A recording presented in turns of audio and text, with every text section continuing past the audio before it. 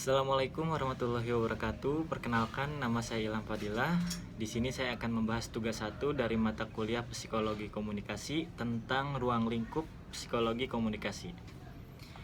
Teori psikologi komunikasi sangat erat hubungannya dengan ilmu psikologi. Berkomunikasi merupakan salah satu sisi penting untuk kehidupan manusia, di mana kita tahu bersama bahwa manusia adalah makhluk sosial yang tidak dapat hidup sendiri. Mereka selalu memerlukan orang lain. Hal penting dalam merajut jalinan dengan orang lain ialah berkomunikasi.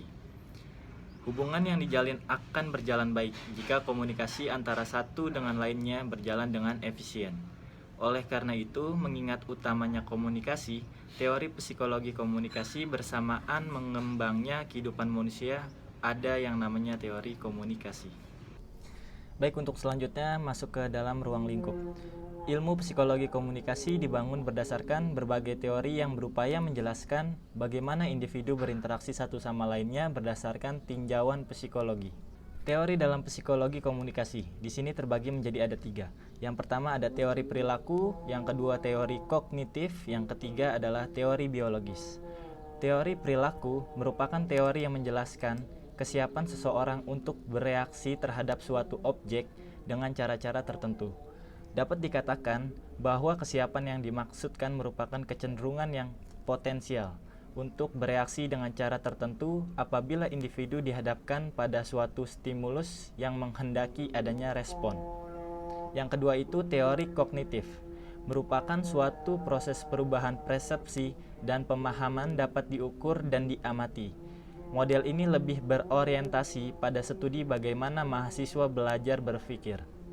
Yang ketiga, teori biologis, merupakan teori yang menjelaskan mengenai proses fisik penuaan yang meliputi perubahan fungsi dan struktur organ, pengembangan, panjang usia, dan kematian. Untuk selanjutnya ada sifat individu. Karakteristik individu yang dapat dibedakan dengan individu lainnya, relatif tidak banyak berubah dalam cara berpikir, merasakan, dan bertingkah laku. 3 kategori sifat komunikator. Yang pertama ada sifat mementingkan diri sendiri. Di sini ada contohnya, pusat pembicaraan merasa paling penting, tidak sensitif pada orang lain, dan tidak responsif. Yang kedua ada sifat berdebat. Contohnya itu dia memiliki sikap percaya diri dan tegas. Dalam hal yang positif, dia saling belajar, mendapat pandangan dari pihak lain, meningkatkan kredibilitas, memperbaiki kemampuan komunikasi. Dan dalam hal negatifnya, kata-kata yang dikeluarkan itu selalu agresif dan selalu sikap dalam permusuhan. Yang ketiga ada sifat cemas. Contohnya itu kecemasan dalam berkomunikasi, penghindaran sosial, kecemasan interaksi, dan sifatnya malu. Faktor sifat.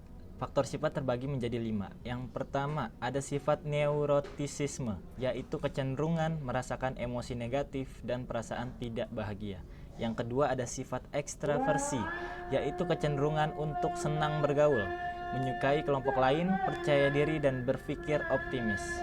Yang ketiga ada sifat terbuka, dia memiliki daya imajinasi, perhatian pada perasaan, berpikir bebas. Yang keempat ada sifat setuju, dia selalu menyukai atau bersimpati kepada orang lain, suka menolong dan menjauhi konflik. Dan yang terakhir adalah sifat hati-hati, yaitu disiplin, teratur, menyelesaikan tugas dengan tepat waktu.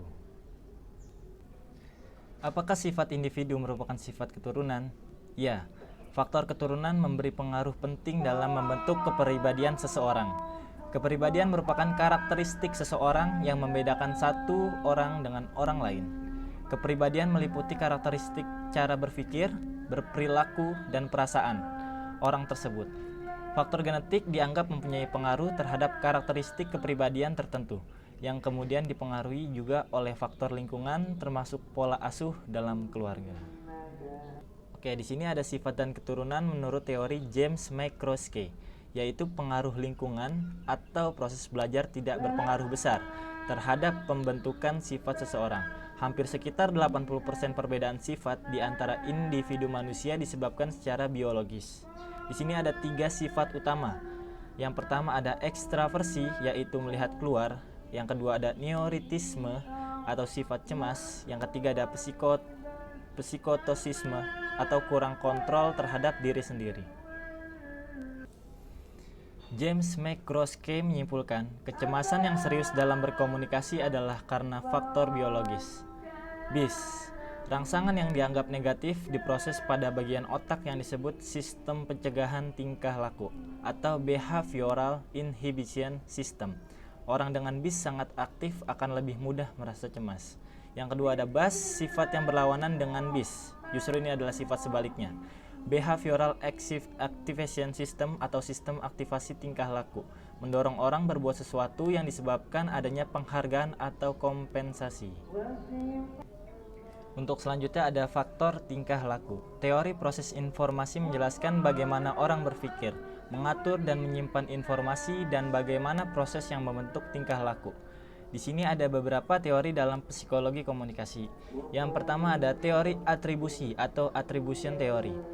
Teori atribusi adalah teori yang membahas tentang penyebab perilaku seseorang atau diri kita sendiri, yang mana nantinya akan membentuk suatu kesan. Kesan yang dibentuk akan ditarik kesimpulan sebagai faktor-faktor yang mempengaruhi perilaku orang lain. Yang kedua ada teori penilaian sosial atau social judgment theory. Teori ini selalu dikaitkan dengan penilaian sosial. Dan yang terakhir ada teori kemungkinan elaborasi.